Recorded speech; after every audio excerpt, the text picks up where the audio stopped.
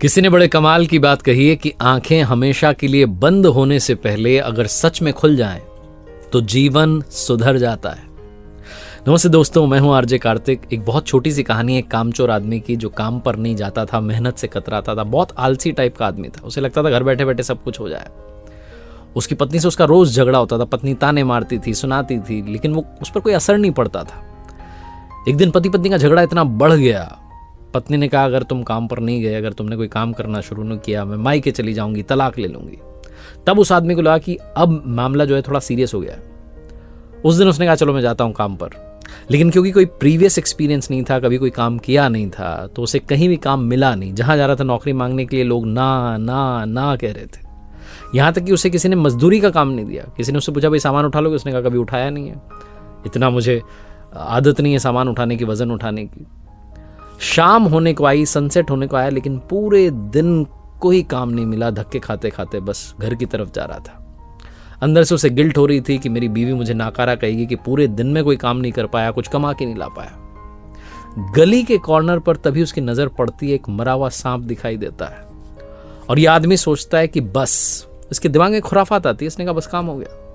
एक लाठी उठाता है, आगे मरे हुए सांप को लटकाता है और घर की तरफ चल देता है। जाकर के दरवाजा खटखटाता है। बीवी दरवाजा खोलती है और सांप को आगे कर देता है। बीवी डर जाती है, कहती है ये क्या है? तो ये आदमी कहता है कि आज मैंने जो मेहनत करी ना, उसके बदले में फल मिला है। ये काम पर गया था, उसका रिजल्ट है। बीवी समझ जाती है कि पता नहीं क्या कह रहे हैं, लेकिन बेचारा पति पहला प्रयास तो किया। पति से कहती है आओ आप भोजन करो। बाहर जाती है, लाठी पर जो सांप लटका था उसको उछाल करके घर की छत पर फेंक देती है और ऊपर वाले से कहती है प्रभु देख लेना, मेरे पति ने आज पहली बार प्रयास तो किया है, इसका फल दे देना। कमाल की बात यह होती है कि अगली सुबह चमत्कार यह होता है कि उस घर की छत के ऊपर से एक चील गुजरती है। उस चील के मुंह में एक हीरों का हार था। उसकी नजर पड़ती है नीचे, छत पर एक मरा हुआ सांप पड़ा है। वो हार को नीचे गिरा देती है, सांप को उठा लेती है, उड़ जाती है।